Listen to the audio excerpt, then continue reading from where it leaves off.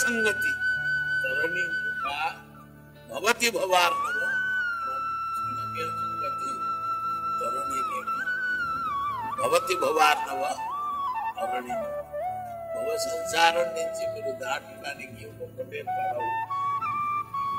సముద్రములో మునిగిపోయిన జీవుడిని రక్షించి పడాలి అంటే ఒక పడవ ఎవరు ఉంటారు అనుకో దానికి వెళ్ళి ఆశ్రయించడం. పడవ మీ దగ్గరికి వచ్చింది అనుకోండి, అప్పుడు మీకు సుఖం బ్రతగలుగుతారు. పడవ ఎవరు అంటే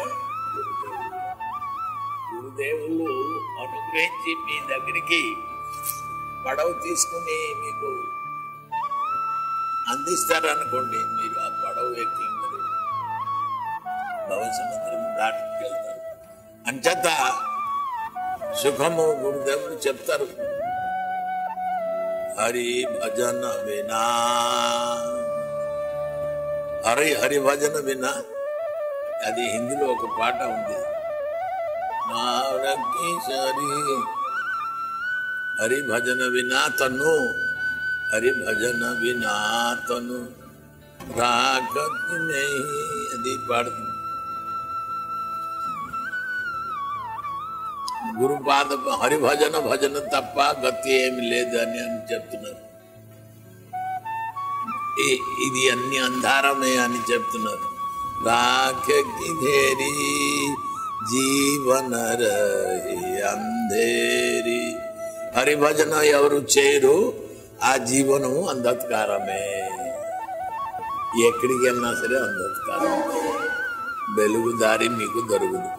అంచేత ఈ హరిభజనము గురుదేవుల వారు సంసారంలో ఎందుకు పడిపోయారా, ఎందుకురా మునిగిపోతున్నారా, ఇప్పుడు మా పడవ లేకపోతే నువ్వు ఏంటి అయిపోవలసింది, చచ్చిపోవలసిందే కదరా. అవును అవును గురుదేవా, మీరు అనుగ్రహించి మాకు సదుపోదేశం ఇవ్వండి అంటే గురుదేవుల వారు అప్పుడు భజన సాధన కీర్తనం ఇటువంటికి భగవంతుడు తాలూకా ఈ సత్సంగ ప్రభావం వలన జీవుడు బ్రతకబడతారు అని అంటారు అన్నమాట. అలాగే ఇక్కడ మనలాగా సంసార విషయం ఇప్పుడే చదువుతున్నాం, పిల్లలు లేరు అని బాధ తల కొట్టుకుంటున్నారు, పూజా పునస్కారాలు ఏదో చేస్తున్నారు. ఎవరు ఏది చెప్పినా సరే వింటారు. కానీ పిల్లలు లేరు అని గురించి మీరు అన్ని చేశారు, కానీ పిల్లలు వచ్చిన తర్వాత భగవంతుడు గురించి ఏం చేశారా లేదు.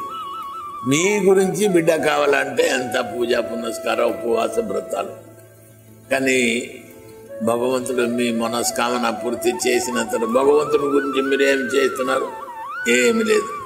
భగవంతుడా మాకు సంతానం ఇచ్చారు, మంచిది మంచిది, థ్యాంక్ యూ చెప్పడానికి ఎవరు ఉన్నారా, లేరు. అంచేత ఇదే గురువు గారు చెప్తున్నారంటే భగవంతుడు ఏది కావాలంటే అది ఇస్తారు, కానీ భగవంతుడిని మర్చిపోయి ఉండుకో, స్మరించి ఉండు నిరంతరము. సుఖ దుఃఖము సమస్య రెండో అవస్థలో కూడా భగవంతుడిని తలుచుకుని ఉండండి. దుఃఖం వచ్చినా సరికి తలుచుకోండి, సుఖం వచ్చింది అని మర్చిపోకూడదు సుమా. అప్పుడు కూడా భగవంతుని మిని తలుచుకుని ఉండండి. ఇప్పుడు చిత్రకేతు మహారాజా గారు చరిత్రములో మనం ఏమి తెలుసుకుంటున్నారో ఇక్కడ బాగా ఆలోచించి. సంసారంలో పడి ఉన్నారు చిత్రకేతు. మన అందరికీతో ఒక్కొక్క భార్య, మనిషికి ఒక భార్య, లేకపోతే ఏదో రకరకాల ఇది చేస్తే రెండో భార్య. కానీ చిత్రకేతు మహారాజు గారి లక్ష్య భార్య కోటి మందే. కోటి చెప్పారా అయ్యి బాబు, కోటి మంది భార్య. ఇది కోటి లెక్క చేయడానికి ఎంతసేపు పడుతుంది చెప్పండి. ఇంకా భార్య తాలూకా అనుభవం భోగభాగ్యమే తర్వాత. అయితే అటువంటి మహారాజుకి ఎంత నిశా, ఎందుకు కోటి మంది భార్య ఉంచుకోవాలి అని ఎందుకు ఇష్టం. అతనికి ఒకటే నిశా ఏమిటంటే మాకు పుత్రోత్పత్తి కలగాలి. మానవుడికి సంసారంలో ఇటువంటికి కోరిక ఉంటుంది. ధనం కావాలా, పుత్ర లేకపోతే ఆరోగ్యము, భోగభాగ్యము, ఇదే కదా ప్రపంచంలో. ఇంకా ఏంటి ఉందా, లేదు. ఇంకా ఏమిటి మంచి వస్తువు ఉంది అంటే దాని గురించి మనం ప్రయత్నించని చేయడం అన్ని ఆసక్తిపరమైన విషయాలే మనము కోరుతున్నాం. ప్రతి వస్తువు ఆసక్తి. ఈ ప్రపంచంలో ఆసక్తి లేక వస్తే ఏమిటి ఉంది అండి. ఇల్లు కావాలా కూడా, అది కూడా ఆసక్తి. మాకు ఇల్లు లేక అది కట్టలేకపోతున్నాం. ఇల్లు పడిపోతే నీకు లేదు లేదు, నెలకి ఏదో అది చేస్తున్నారు, మీరు ఉంటున్నారు హాయిగా. రంగులు కూడా ఇవ్వాల్సిందే, మీకు బాధ్యత లేదు. ఎప్పుడు ఏ పరిస్థితిలో ఎలాగా భగవంతుడు ఉంచుకోవాల్సింది. భగవంతుడు ఎడదడలు మనం నడాలి తప్ప నేను ఇల్లు కట్టేస్తాము, ఒక ఇల్లు నేను ఉంటాను, ఇంకొక ఇల్లు అద్దెకి ఇచ్చేస్తాము, అద్దె డబ్బు వచ్చేస్తుంది. మనకి 2 పిల్లలు 3 పిల్లలు 3 ఇల్లు ఉండాలి అని ముందు నుంచి ప్రయత్నాలు. పిల్లలు ఉద్యోగం చేయాలని నుంచి మొట్టమొదటి నుంచి చదువులు, ఉద్యోగం తర్వాత ఏదో సంసారం చేసుకోవాలి అని దాని గురించి ప్రయత్నం. ఇవన్నీ వచ్చిన తర్వాత సంసారం చేసి మంచి కోడలు చదివిన అమ్మాయిని పెళ్లి చేయిస్తాను తిరిగి కానీ సంతానం లేదు. ఏం చేస్తాం? సంతానం తర్వాత భగవంతుడు గురించి దుఃఖమే. భగవంతుడు ఇచ్చిన బట్టి థ్యాంక్ యూ చెప్పి సంతోషపడవలసిందే కాదు, ఇంకా భగవంతుడు ఒకటి తర్వాత ఒకటి కెరటాలు వచ్చిన లాగా సముద్రంలో దేవుడికి నిందించడమే తప్ప భగవంతుడిని స్వామి మీరు ఇచ్చారు బట్టి మా బిడ్డకి ఉద్యోగం వచ్చేసింది, లేకపోతే మంచి సంబంధం వివాహం అయింది, ఇట్లాగా అని థ్యాంక్ యూ చెప్పడమే కాదు, ఇంకో అయినా సరే భగవంతుడు ఇస్తున్నారు. ఇస్తే భగవంతుడు అడిగిన వస్తువు ఇస్తున్నాడు తప్ప భగవంతుడికి కావలసిన వస్తువు మనం ఇవ్వలేకపోతున్నాం. ఒకటి ఎవరు ఇస్తే అది వస్తామా అని వాళ్ళ దగ్గర వాడి తినాలేండి. అతనికి భగవంతుడు కూడా ప్రతిరూపంగా ఏదో మనం కూడా ఇస్తేగా అంచేత చెప్పారు. దదాతి ప్రతిగుణాతి గుహ్యమాఖ్యాతి పృచ్ఛసి భుంక్తే భోజయతే చైవ షడవిధి స్మృతిలక్షణం ఉపదేశామృతం. దదాతి ప్రతిగుణాతి, ఎవరు ఇచ్చారంటే ప్రతిరోజు అది మీరు తీసుకోవడమే కాదు, అతని దగ్గర నీవు రుణం ఉండిపోతారు. ఏదో చేసి పెట్టాలి, పాపము ఎప్పుడు ఏదో పంపించే ఉంటున్నారు. మనం ఏదో ఒకటి మనకి లేదే కదా, ఏం చేస్తే మార్కెట్లో దొరుకుతుంది కదా, కొనేసి తీసుకుని పంపండి దేవుడు ప్రసాదం అని. అలా అంచేత దదాతి ప్రతిగుణాతి, ఇచ్చిన వాడికి ఇంకా మీరు కూడా ఇచ్చి సంబంధము ఏర్పెట్టాలి. అలా వ్యక్తి ఇచ్చిన అంతా కూడా మింగైతే భగవంతుడికి మర్చిపోతే భగవంతుడు తెలియదండి. ప్రతిగుణాతి గుహ్యమాఖ్యాతి పృచ్ఛతి. గుహ్యమాఖ్యాతి పృచ్ఛసి అంటే ఏమిటి అయ్యా? మీకు ఉన్న సమస్యలు, మీకు ఏమిటి ఇబ్బంది, ఇంట్లో భార్య ఉన్నా సరే, పిల్లలు ఇచ్చినా సరే, ఇల్లు ఉన్నా సరే, జీతాలు ఉన్నా సరే, అయినా సరే నీ ఇంట్లో నువ్వు ఎప్పుడు ఏడుస్తున్నారు. ఎందుకు మీకు ఆ ఏడుపు వస్తుంది? ఎక్కడికి వెళ్తే మీ ఏడుపు తొలగి, ఎవరు మీ ఏడుపుని తొలగిస్తారు? అటువంటి సమస్య మీలో ఉంది, మనసులో ఉండిపోయింది. ఇది భార్య ద్వారా వస్తుందా, బిడ్డ ద్వారా వస్తుందా, లేకపోతే మీ శరీరం భగవంతుడు ఇచ్చారే ఆ శరీరం ద్వారా కర్మఫలం ప్రాక్తేన కర్మదోషేన, ప్రాక్త కర్మదోషం వలన మీకు ఇటువంటి రోగాలు జబ్బులు వచ్చింది అని దాని వలన, లేకపోతే బాధాపబాధం. కృష్ణుడు కూడా సంసారం చేశారు. అక్కడ ద్వారకాలో చేసిన లీల సామాన్యం కాదు, ఇక్కడ బృందావనంలో చేసిన లీల సామాన్యం కాదు. చిత్రకేతు మహారాజు గారికి 1,000,000 మంది భార్యలు పని చెప్పారుగా, 1,00,00,000 1,00,00,000 మంది భార్యలు. అలాగా ఏంటంటే ప్రతి ఒక్క మనుషుని జీవుడిని ఎప్పుడుకైనా సరే జీవుడికి ఎప్పుడు ఎవరికి దుఃఖం ఇవ్వకూడదు. ఎంతంటే కృష్ణ అధిష్టాన సర్వో జీవే జాని సదా, అందరూ హృదయమెందు భగవంతుడు ఉన్నారు అని చెప్పి మీరు ఎప్పుడు కూడా ప్రతి జీవుడిని సుఖం ఇవ్వాలి, ఆనందం ఇవ్వాలి, సంతోష విధానం కలిగించాలి అని అనాలి తప్ప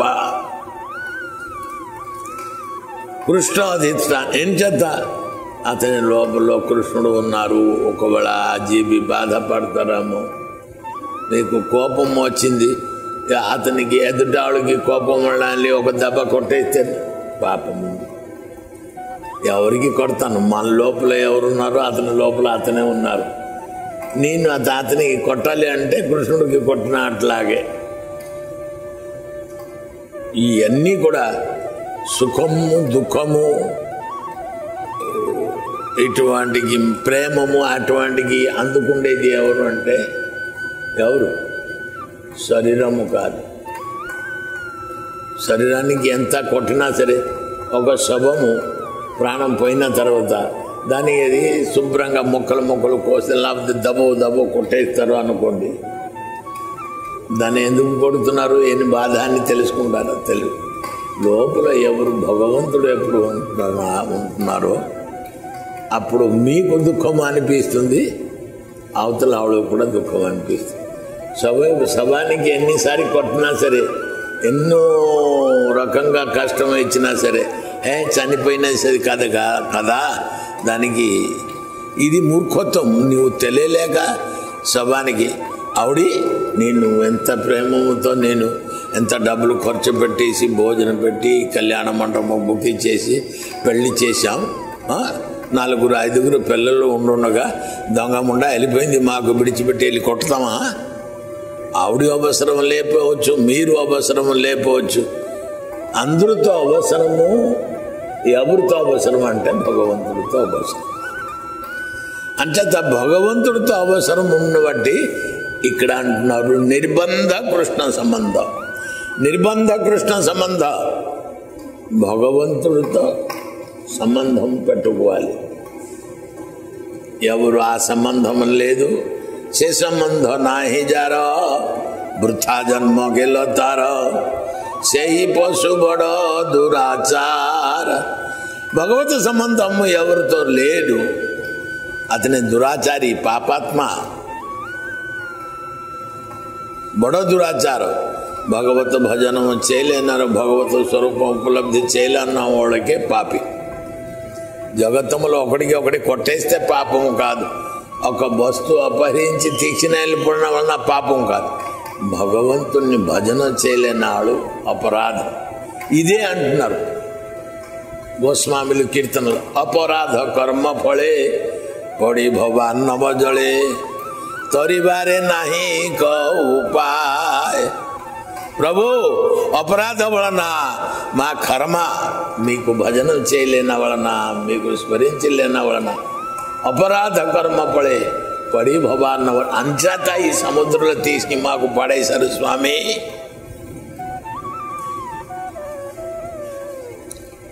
ఈ మార్కెట్లో ఉన్న వైజాగ్లో ఉన్న అందరూ వెళ్ళి సముద్రంలో పడి చచ్చిపోతున్నారండి? లేదు.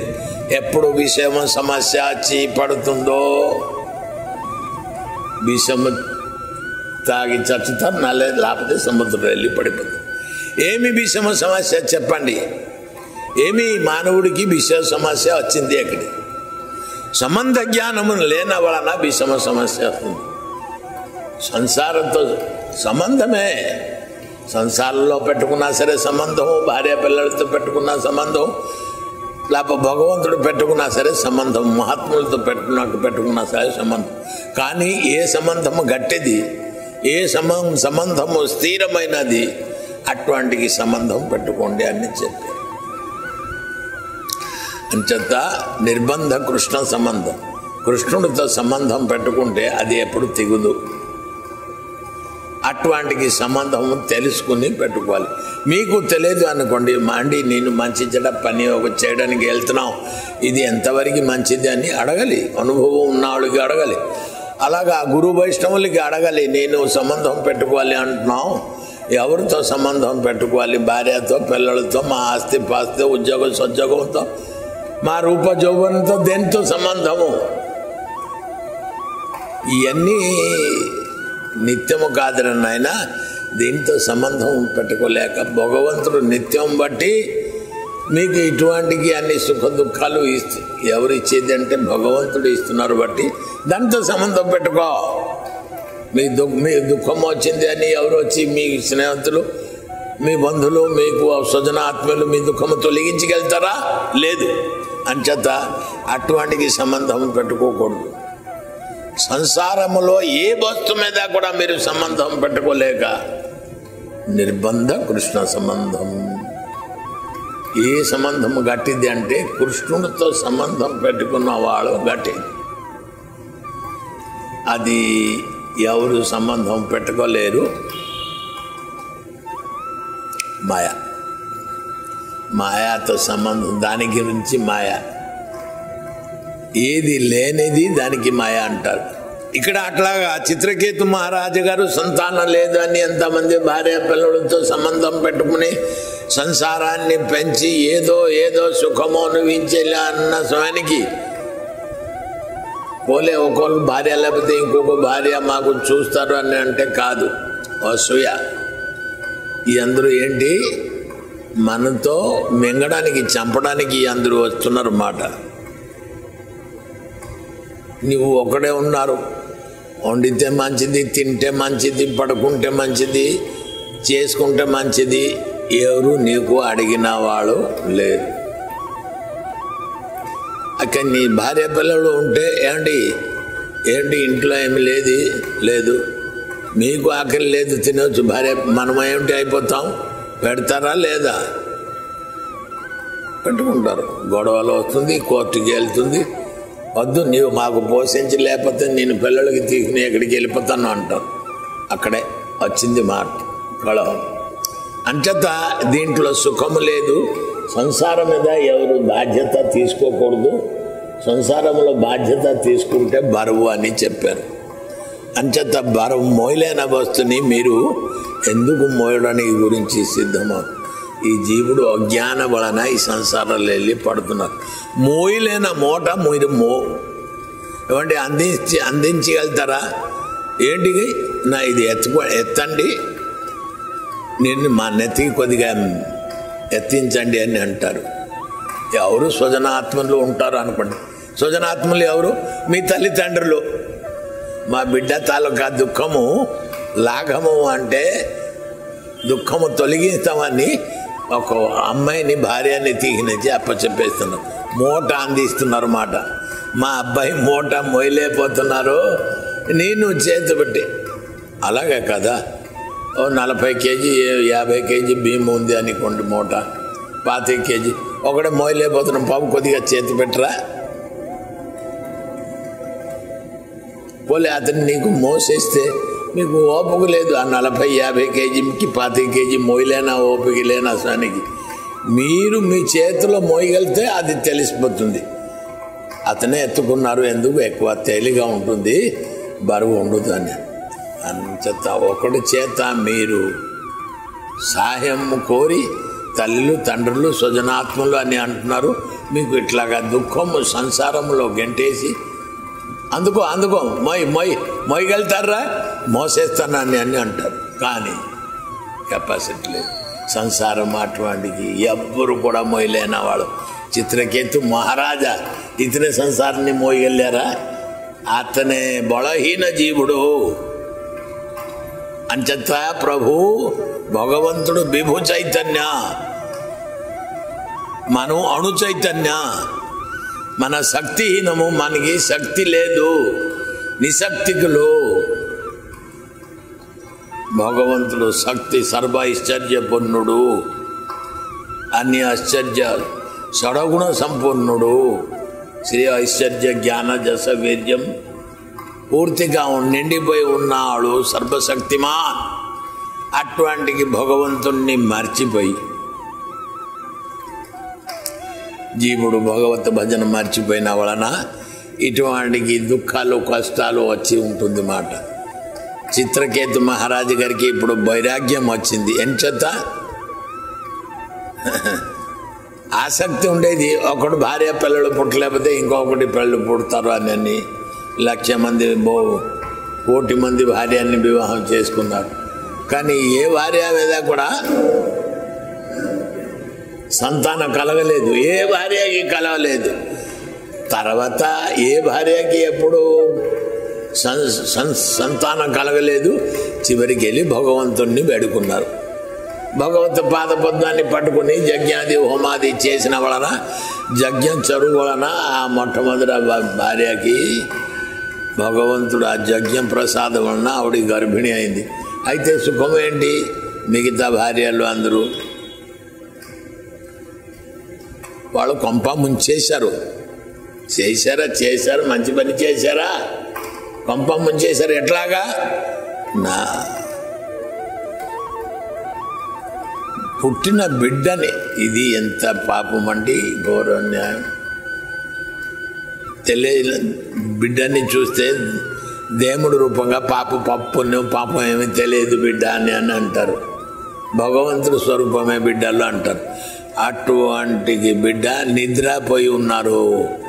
దాన్ని ఏదో ఇచ్చారు, ఏ కరామతము, ఏమే చమత్కార విద్య చేశారు. మిగతా రాణులు అందరూ మీటింగ్ ఇచ్చేసి చనిపోయి ఉన్నారు.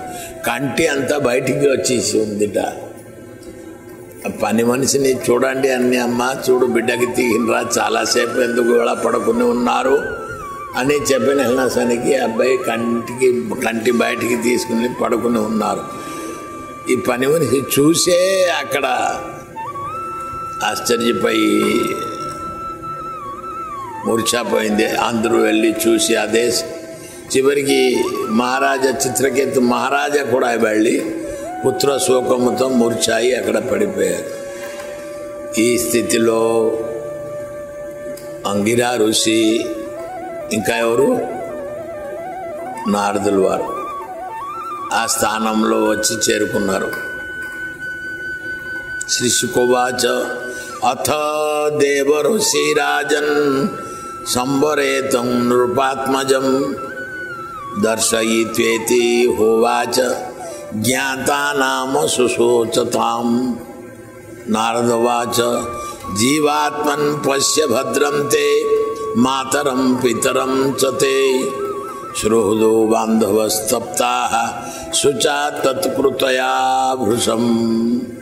హే పరికిత మహారాజ్, తర్వాత దేవర్షి నారదుడు అటువంటికి మృత రాజకుమారుణ్ణి జీవాత్మాన్ని శోకాకుల స్వజన అందరూ సముఖుల ప్రత్యక్ష పిలిపించి, బిడ్డ చనిపోయారు, అందరూ వచ్చారు. రాజుగారికి ప్రజలు చూడడానికి వచ్చారు. ఈ లక్ష మంది స్త్రీలు కూడా చుట్టుపక్కల వచ్చి ఏదో దొంగ ఏడుస్తున్నారు, ఎట్లాగా చనిపోయారు అని.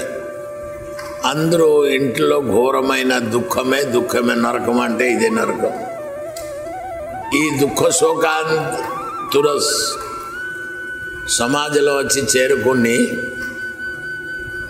అందరూ పడి తల కొట్టుకుని ఏడుస్తున్నారు. హాయ్ హాయ్ ప్రజలు అంటున్నారు. రాజుకి లేక మంచి కుమారుడు భగవంతుడు వచ్చి ఎందుకు ఇలాగ అన్యాయం జరిపించారు, తీసుకుని వెళ్ళిపోయారు అని ఈ మనసులో ఇట్లాగా భావించిన సమయానికి ఇప్పుడు నారదులు వారు ఇంకా అంగిరా ఋషి ఆ శోకాతర స్థితిలో అక్కడికి వచ్చి పిలుస్తున్నారు. ఎవరిని? ఆ బిడ్డని, చనిపోయిన బిడ్డని పిలుస్తున్నారు. పిలిపించారు. నారదులు పిలిపించిన వాళ్ళ దగ్గరికి నడిచి లేచిపోయి జీవనం పొంది ఇంకా దగ్గరికి వచ్చారు నారదులు. దేవర్షి నారదులు వారు ఏం చెప్పారు? జీవాత్మన్ పశ్య భద్రం తే మాతరం పితరం చతే. ఏ జీవాత్మ,